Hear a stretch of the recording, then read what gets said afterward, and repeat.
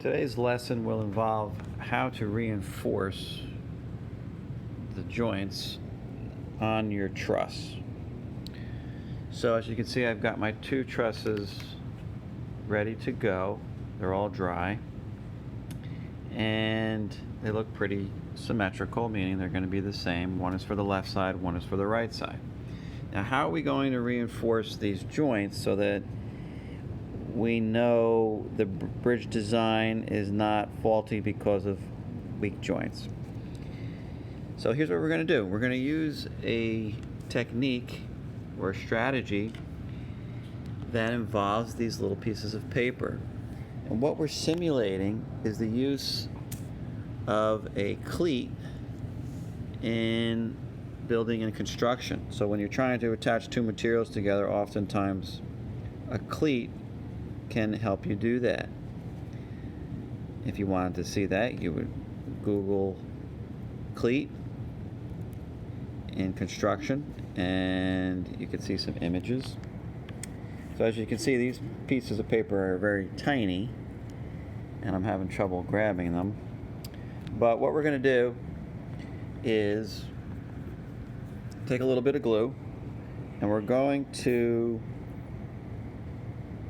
just put a little dab of glue, not much, like, I don't know how I would even describe that, a small dot of glue on our joints.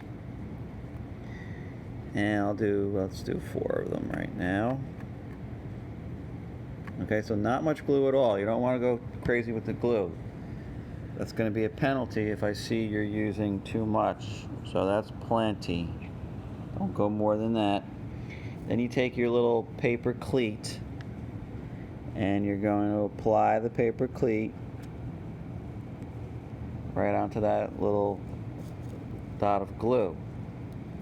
Now you've got to get it on there, and then you have to press it down. Now I'm trying to hold the camera and do this at the same time, so it'll be easier for you. You can use 2 hands. I'm going to use the pencil to just kind of let that start to set up. Maybe I'll use my thumb.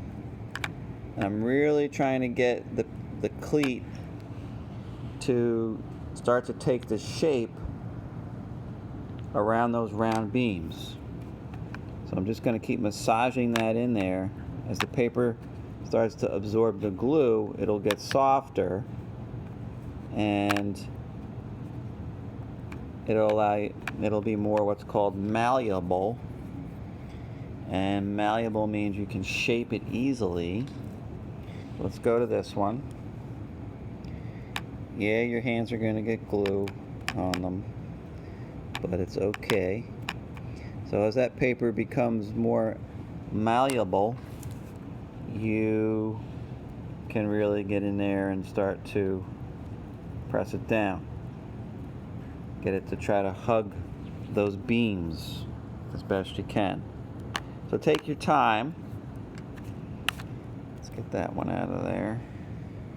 And this is really going to make a difference in how strong your joints are.